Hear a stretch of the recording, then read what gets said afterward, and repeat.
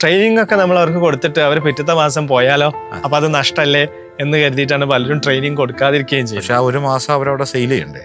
Informations കാര്യമായ ഒരു transformation ഒന്നും ഉണ്ടാക്കൂല.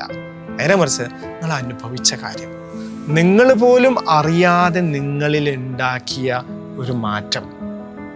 എന്താ ഞാൻ പഠിച്ചതെന്നൊന്നും മനസ്സിലാവില്ല, പക്ഷെ പിറ്റേ ദിവസം തൊട്ട് നിങ്ങളുടെ പെരുമാറ്റത്തിൽ അതിങ്ങനെ റിഫ്ലക്റ്റ് ചെയ്യുകയും അത് മറ്റു മനുഷ്യർക്ക് കാണാനും സാധിക്കും. പല ഓൺടർപ്രണേഴ്സും എന്നോട് പറയുന്നത് ഞാൻ കേട്ടിട്ടുണ്ടോ, ഞാൻ ബിസിനസ്സിൽ നല്ല രീതിയിൽ ഫോക്കസ് ചെയ്തു, അതേസമയം ഫാമിലിയെ ശ്രദ്ധിക്കാൻ പറ്റില്ല, കാര്യങ്ങൾ കയ്യിൽ പോയി. എപ്പോഴത് തിരിച്ചറിയുന്നത്, മക്കള് അഡലസൻ പ്രായത്തിലൊക്കെ എത്തുമ്പോഴാണ് എനിക്ക് ഫാമിലിയിൽ വേണ്ട വിധത്തിൽ ശ്രദ്ധ കൊടുക്കാൻ പറ്റാത്തത് കൊണ്ട് ചില പരിമിതികളുണ്ട്, പ്രശ്നങ്ങളുണ്ടായി എന്നൊക്കെ തിരിച്ചറിയുന്നത്.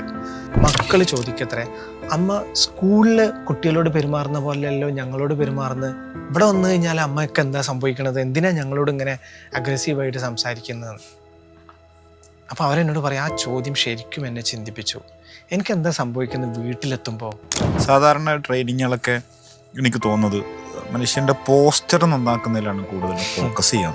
ഇങ്ങനെ എങ്ങനെ ഇരിക്കണം, അപ്പോൾ ഒരു സെയിൽസ് ഗേൾ എങ്ങനെ നിൽക്കണം.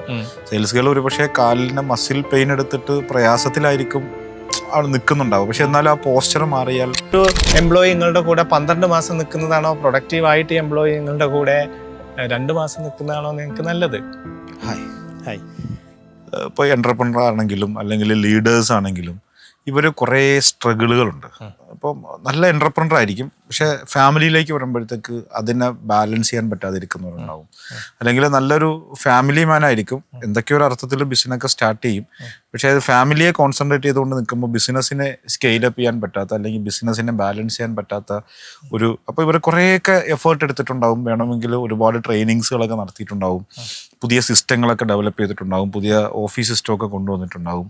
പക്ഷേ എനിക്കിപ്പോൾ നേരത്തെ പറഞ്ഞപ്പോൾ എനിക്ക് തോന്നുന്നത്, ബേസിക്കലി ആ മനുഷ്യനിലൊന്ന് ചിലപ്പോൾ എന്തെങ്കിലുമൊക്കെ വർക്ക്, ഒരു കോച്ചിങ്ങോ ഒക്കെ നടത്തി കഴിഞ്ഞാൽ ഒരു പക്ഷേ ചേഞ്ച് വരാൻ സാധ്യത ഉണ്ടാകും ശരിക്കും. അപ്പോൾ അങ്ങനെ ഈ എൻ്റർപ്രണേഴ്സിനെയും മാനേജേഴ്സിനെയും ഒക്കെ ഇങ്ങനെ എംപവർ ചെയ്യുന്ന രൂപത്തിൽ നിങ്ങളുടെ വർക്കിൽ കോച്ചിങ്ങും മെൻറ്റേഴ്സൊക്കെ വരാറുണ്ടോ? തീർച്ചയായിട്ടും ഉണ്ട്. ഇത് അംഹർ പറഞ്ഞ പോലെ പല ഓൺടർപ്രണേഴ്സും കുറേ കാലമായിട്ട് പല ഓൺടർപ്രണേഴ്സും എന്നോട് പറയുന്നത് ഞാൻ കേട്ടിട്ടുണ്ടോ, ഞാൻ ബിസിനസ്സിൽ നല്ല രീതിയിൽ ഫോക്കസ് ചെയ്തു, അതേസമയം ഫാമിലിയെ ശ്രദ്ധിക്കാൻ പറ്റില്ല, കാര്യങ്ങൾ കയ്യിൽ പോയി. എപ്പോഴത് തിരിച്ചറിയുന്നത്, മക്കള് അഡലസൻ പ്രായത്തിലൊക്കെ എത്തുമ്പോഴാണ് എനിക്ക് ഫാമിലിയിൽ വേണ്ട വിധത്തിൽ ശ്രദ്ധ കൊടുക്കാൻ പറ്റാത്തത് കൊണ്ട് ചില പരിമിതികളുണ്ട്, പ്രശ്നങ്ങളുണ്ടായി എന്നൊക്കെ തിരിച്ചറിയുന്നത്. അപ്പം നമ്മളെ സമയം, നമ്മളെ അധ്വാനം, എല്ലാ കാര്യങ്ങളും ബിസിനസ്സിലാവുകയും അതിൻ്റെ സ്ട്രെസ്സോടുകൂടി ജീവിക്കുകയും ചെയ്യുമ്പോൾ അത് കുടുംബത്തിനെ അഫക്റ്റ് ചെയ്യുന്നുണ്ട്. അത് നമ്മൾ തിരിച്ചറിയാൻ വളരെ വൈകി പോവുകയാണ് ചെയ്യുന്നത്. ഇത് നമ്മളെ തന്നെ ഏറ്റവും നന്നായി അറിയുകയും മനസ്സിലാക്കുകയും നമ്മളെ സ്ട്രെസ്സിനെ റിലീവ് ചെയ്യാൻ നമുക്ക് സാധിക്കുകയും ചെയ്യുമ്പോൾ നമുക്ക് ബിസിനസ്സും വളരെ സക്സസ്ഫുള്ളായി നടത്താൻ പറ്റും, വളരെ സമാധാനപരമായി കുടുംബജീവിതത്തെയും മുന്നോട്ട് കൊണ്ടുപോകാനായിട്ട് സാധിക്കും. ഇതിൽ ഏറ്റവും പ്രധാനപ്പെട്ട വില്ലൻ എന്ന് പറയുന്നത് നമ്മൾ അനുഭവിക്കുന്ന സ്ട്രെസ്സും നമ്മൾ അനുഭവിക്കുന്ന ഫ്രസ്ട്രേഷനുമാണ്. അപ്പം എന്നോട് റീസെൻ്റ്ലി ഒരു ടീച്ചർ എന്നോട് പറഞ്ഞൊരു കാര്യം. അവർ ഒരു KG ടീച്ചറാണ്. KG ടീച്ചർ എന്ന് പറയുമ്പോൾ വളരെ എംപതറ്റിക് ആയിട്ട് കുട്ടികളോട് പെരുമാറേണ്ടുന്ന ഒരു സ്പേസിലാണ് അവർ ജോലി ചെയ്യുന്നത്. അവർ വളരെ ഡീസൻ്റ് ആണ്, കുട്ടികൾക്ക് വളരെ പ്രിയപ്പെട്ട ടീച്ചറാണ്. അവിടെ ഒരു നിലക്കും അവരുടെ ഷാഡോ പുറത്തേക്ക് വരാതെ അവർ മാനേജ് ചെയ്യും. ഇതേ ആൾ പറഞ്ഞത്, മക്കൾ ചോദിക്കത്രേ, അമ്മ സ്കൂളിൽ കുട്ടികളോട് പെരുമാറുന്ന പോലെയല്ലോ ഞങ്ങളോട് പെരുമാറുന്നത്, ഇവിടെ വന്നു കഴിഞ്ഞാൽ അമ്മയ്ക്ക് എന്താ സംഭവിക്കണത്, എന്തിനാ ഞങ്ങളോട് ഇങ്ങനെ അഗ്രസീവായിട്ട് സംസാരിക്കുന്നത്? അപ്പോൾ അവരെന്നോട് പറയാം, ആ ചോദ്യം ശരിക്കും എന്നെ ചിന്തിപ്പിച്ചു. എനിക്കെന്താ സംഭവിക്കുന്നത് വീട്ടിലെത്തുമ്പോൾ? ഇതെന്താ യഥാർത്ഥത്തിൽ അവർക്ക് സംഭവിക്കുന്നത് എന്താണെന്ന് വെച്ച് കഴിഞ്ഞാൽ, അവരൊരുപാട് കമ്പാഷനേറ്റ് ആയിട്ട്, എംപതറ്റിക് ആയിട്ട് ജോലി സ്ഥലത്ത് ബിഹേവ് ചെയ്യേണ്ടി വരുന്നു.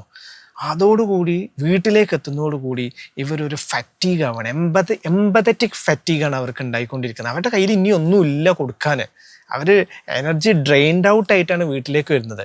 അപ്പോൾ വീട്ടിൽ എത്തിക്കഴിഞ്ഞാൽ അവിടെ വീണ്ടും ആളുകളെ കെയർ ചെയ്യുകയും നർച്ചർ ചെയ്യുകയും ചെയ്യേണ്ട ഒരു സമയമാണ്. അവരുടെ കയ്യിൽ ഇല്ലാത്തത് അവരെങ്ങനെ മറ്റുള്ളവർക്ക് കൊടുക്കും? അപ്പോൾ അവർക്ക് ഒരു റെസ്റ്റ് ഇല്ല, ഇവർക്ക് ഇവരെ റീചാർജ് ചെയ്യാൻ സാധിക്കുന്നില്ല. ഇതേ കാര്യം തന്നെയല്ലേ ഒരു ഓൺടർപ്രണറുടെ ജീവിതത്തിലും സംഭവിക്കുന്നത്. അയാൾ എന്തൊക്കെ കാര്യങ്ങൾ ടേക്ക് കെയർ ചെയ്യണം. ഇതെല്ലാം ടേക്ക് കെയർ ചെയ്ത് ഒരു ദിവസത്തെ മുഴുവൻ എനർജിയും വറ്റിയിട്ട് അയാൾ വീട്ടിലേക്ക് വരുമ്പോൾ അവിടെ വീണ്ടും കുറേ മനുഷ്യരെ അയാൾ ടേക്ക് കെയർ ചെയ്യേണ്ടി വരികയാണ്. ഈ എനർജി എവിടെ ഉണ്ടാവുക? അവിടെ വീണ്ടും കുറേ പ്രശ്നങ്ങൾ അയാൾ സോൾവ് ചെയ്യേണ്ടി വരികയാണ്. ജോലി സ്ഥലത്ത് ആവശ്യത്തിന് പ്രോബ്ലംസ് ഉണ്ട്. അതെല്ലാം തീർന്നിട്ടോ തീരാതെയോ ആ ബാഗേജോട് കൂടിയാണ് വീട്ടിലേക്ക് വരുന്നത്. അപ്പോൾ അവിടെ പുതിയ പ്രോബ്ലംസ് ആണ് ഉണ്ടാവുന്നത്. അപ്പോൾ എവിടെയെങ്കിലുമൊക്കെ ഇയാളുടെ കയ്യിൽ നിന്ന് കാര്യങ്ങൾ പോവുകയാണ്. അപ്പം സ്വയം എനർജൈസ് ചെയ്യാനുള്ള അവസരം ഉണ്ടാവേണ്ടേ? ഇത് ഓണ്ടർപ്രണർക്ക് മാത്രമല്ല, ഇതേ കാര്യം തന്നെയാണ് എംപ്ലോയീസിനും സംഭവിച്ചുകൊണ്ടിരിക്കുന്നത്. അപ്പോൾ നമ്മളെ ജോലിയാണ്, വർക്കാണ് ഒരു എംപ്ലോയിക്ക് സ്ട്രെസ്സും ഫ്രസ്ട്രേഷനും ഉണ്ടാക്കുന്നതെങ്കിൽ ആ എംപ്ലോയിയുടെ സ്ട്രെസ്സിനെയും ഫ്രസ്ട്രേഷനെയും അകറ്റി കൊടുക്കേണ്ട ഒരു ഉത്തരവാദിത്വം കൂടെ ഓണ്ടർപ്രണർക്ക് അല്ലെങ്കിൽ ആ ബിസിനസ്സിന് അല്ലെങ്കിൽ ആ വർക്ക് പ്ലേസിനുണ്ട്. ആളുകൾ റീചാർജ്ഡ് ആയിട്ട്, റെസ്റ്റ് ചെയ്ത്, എനർജൈസ്ഡ് ആയിട്ട്, റീചാർജ്ഡ് ആയിട്ട് പിറ്റേ ദിവസം തിരിച്ചു വരാൻ പാകത്തിൽ ഉള്ള സംവിധാനങ്ങൾ ഉണ്ടാവണം. മനുഷ്യരുടെ മെൻ്റൽ ഹെൽത്തിനെ കാണണം.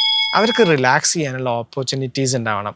അവർക്ക് അവരെ ഹീൽ ചെയ്യാൻ പറ്റുന്ന രൂപത്തിലുള്ള പ്രോഗ്രാമുകൾ നമ്മുടെ ജോലി സ്ഥലത്ത് ഉണ്ടാവണം. നമ്മൾ ചെയ്യുന്ന ഗാർഡൻ ഓഫ് ദ ഹാർട്ട് എന്ന് പറയുന്ന പരിപാടി ആ നിലക്ക് മനുഷ്യർക്ക് സ്ലോ ഡൗൺ ചെയ്യാനും അവർക്ക് അവരവരെ തന്നെ കാണാനും അവരുടെ സ്ട്രെസ്സിനെ റിലീവ് ചെയ്യാനും ഒക്കെ പറ്റുന്ന ഒരു ജോയ്ഫുൾ ആയിട്ടുള്ള അനുഭവമാണ്. ഇത് മാനേജേഴ്സിന് വേണ്ടി ഈ പ്രോഗ്രാം ചെയ്യുന്നുണ്ട്, മാനേജേഴ്സിന് വേണ്ടി മാത്രം ചെയ്യുന്നുണ്ട്. ഇതുപോലെ തന്നെ മാനേജേഴ്സിന് തൊട്ട് താഴെയുള്ള സ്റ്റാഫിന് അവരെ റിലീവ് ചെയ്യാൻ വേണ്ടിയിട്ട് ഇത്തരത്തിലുള്ള പരിപാടികൾ ഹെൽപ്പ് ചെയ്യും. അപ്പോൾ കുറച്ചും കൂടെ വെയിറ്റ് കുറഞ്ഞിട്ടുള്ള, കുറച്ചും കൂടെ ഭാരം ഉപേക്ഷിച്ചിട്ടുള്ള, കുറച്ചും കൂടെ ഒരു പുതിയ ലൈറ്റിൽ മനുഷ്യരെ കാണാൻ പറ്റുന്ന ആളുകളായിട്ട് നമുക്ക് വീണ്ടും നമ്മളെ വർക്ക് സ്പേസിലേക്കും നമ്മളെ ഫാമിലിയിലേക്കും ഒക്കെ തിരിച്ചു വരാൻ പറ്റും. അപ്പം എന്നോട് ഒരു ട്രെയിനിങ്, നമ്മുടെ ഒരു garden of the heart attend ചെയ്തതിന് ശേഷം ഞാൻ 2 മാസത്തിന് ശേഷം അതേ സ്ഥലത്ത് വീണ്ടും ചെല്ലുമ്പോൾ ഒരു എംപ്ലോയി ഈ ഫീഡ്ബാക്ക് പറയുന്നത്, അയാളുടെ വീട്ടുകാർ അയാളോട് ചോദിക്കാൻ തുടങ്ങി, അയാളുടെ സ്റ്റാഫ് അയാളോട് ചോദിക്കാൻ തുടങ്ങി, എന്താ നിങ്ങൾക്ക് ഇങ്ങനെ ഒരു മാറ്റം വന്നത്? നിങ്ങൾ കുറച്ചും കൂടെ ദേഷ്യം കാണിക്കാതെ കുറച്ചും കൂടെ ഞങ്ങളെ നന്നായിട്ട് ലിസൺ ചെയ്യുന്നു, കുറച്ചും കൂടെ ഞങ്ങളോടൊക്കെ കുറച്ചുകൂടെ ഫ്രണ്ട്ലി ആയിട്ട് പെരുമാറാൻ സംഭവിക്കുന്നു, നിങ്ങൾക്ക് എന്ത് മാറ്റമാണ് സംഭവിച്ചതെന്ന്. ആ മാറ്റം നമുക്കൊരു ട്രെയിനിങ് ഒക്കെ കഴിഞ്ഞിട്ട് ഉടൻ കിട്ടുന്ന ഒരു ഫീഡ്ബാക്ക് ആണെന്നുണ്ടെങ്കിൽ അത് ഉണ്ടാക്കിയൊരു ഇമ്മീഡിയറ്റ് ഇഫക്റ്റ് ആണെന്ന് മനസ്സിലാക്കാമല്ലോ. പക്ഷെ 2 മാസം കഴിഞ്ഞിട്ടും അയാൾക്ക് ഈ ഫീഡ്ബാക്ക് പറയാൻ പറ്റുന്നുണ്ടെന്നുണ്ടെങ്കിൽ അത് ശരിക്കും ആ മനുഷ്യനെ ഡീപ്ലി അത് വർക്കായി എന്നുള്ളതിൻ്റെ വലിയൊരു ടെസ്റ്റിമോണിയൽ അല്ലേ. സാധാരണ ട്രെയിനിങ്ങുകളൊക്കെ എനിക്ക് തോന്നുന്നത് മനുഷ്യന്റെ പോസ്ചർ നന്നാക്കുന്നതിലാണ് കൂടുതലും ഫോക്കസ് ചെയ്യാൻ നോക്കുന്നത്. ഇങ്ങനെ എങ്ങനെ ഇരിക്കണം, ഇപ്പോൾ ഒരു സെയിൽസ് ഗേൾ എങ്ങനെ നിൽക്കണം. സെയിൽസ് ഗേൾ ഒരു പക്ഷേ കാലിൻ്റെ മസിൽ പെയിൻ എടുത്തിട്ട് പ്രയാസത്തിലായിരിക്കും ആൾ നിൽക്കുന്നുണ്ടാവും. പക്ഷെ എന്നാലും ആ പോസ്ചർ മാറിയാൽ, അപ്പോൾ ഈ പോസ്റ്റേഴ്സിനെ കറക്റ്റ് ചെയ്യുക എന്നുള്ളതിനേക്കാളും എനിക്ക് തോന്നുന്നു സുഹേൽ സാറിൻ്റെ ട്രെയിനിങ്ങിലേക്ക് വരുമ്പോൾ മനുഷ്യൻ്റെ മൈൻഡുമായി കണക്ട് ചെയ്തിട്ട് അവനെ റിലാക്സ് ചെയ്യിപ്പിക്കുക. ഇതൊക്കെ പൊതുവേ ഒരു ട്രെയിനിങ് സെഷനിലൊക്കെ സാധ്യമാണോ, അല്ലെങ്കിൽ അത് എങ്ങനെയാണ് ആ ട്രെയിനിങ് സെഷനെ നമ്മൾ ഷെഡ്യൂൾ ചെയ്യുന്നത്?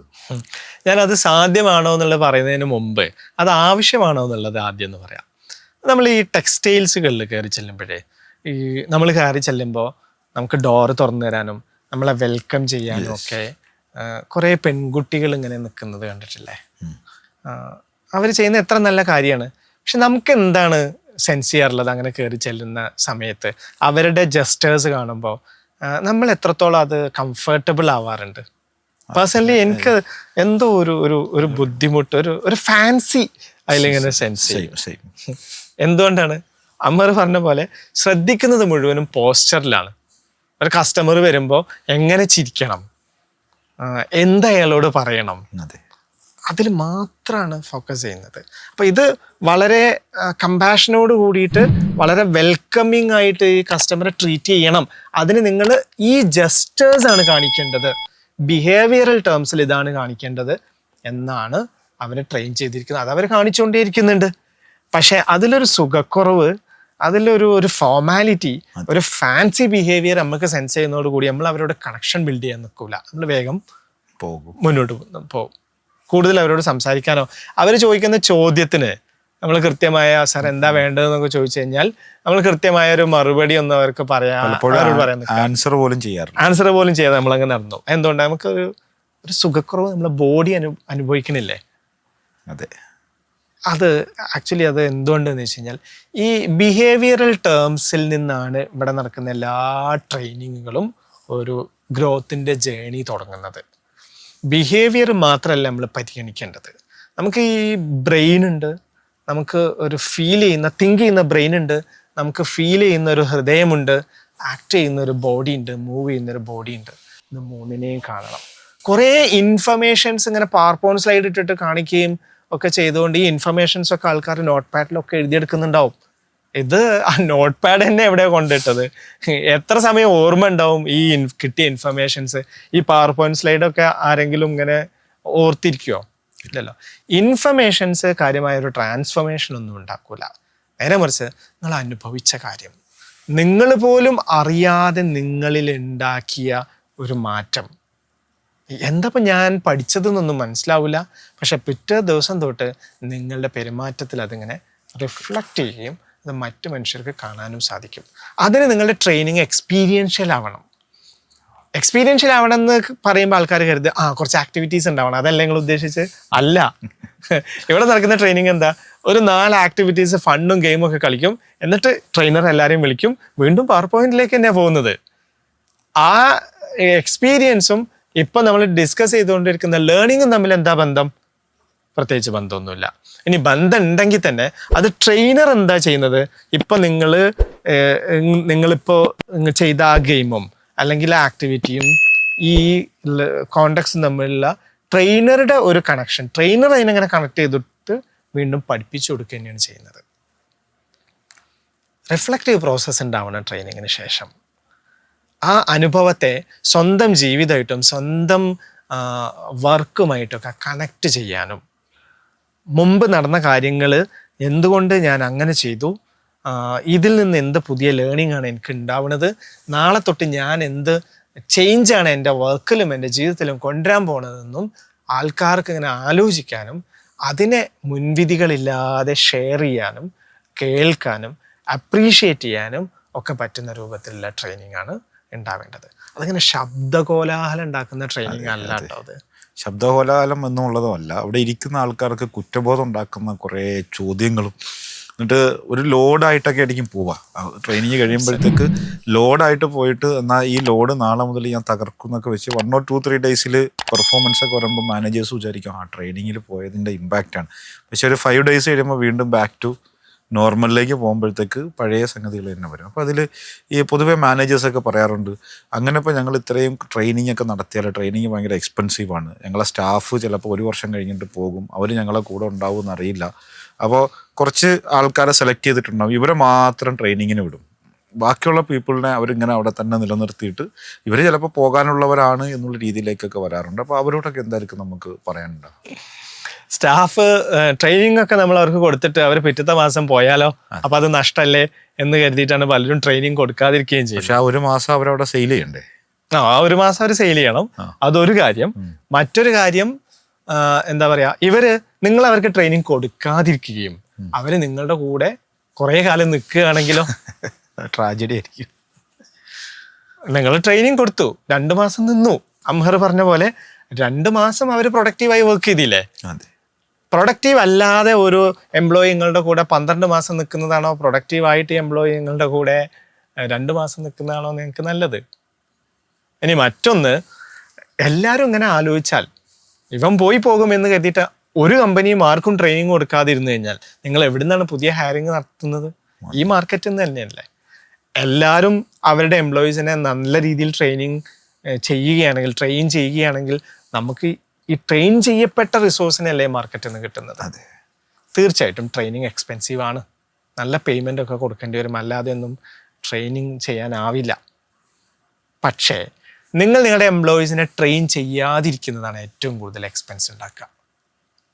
കാരണം എന്താണെന്ന് വെച്ച് കഴിഞ്ഞാൽ അത് ഇഫക്റ്റീവായിട്ട് വർക്ക് ചെയ്യാനുള്ള ഓപ്പർച്യൂണിറ്റി അല്ലേ മിസ് ചെയ്യുന്നത്.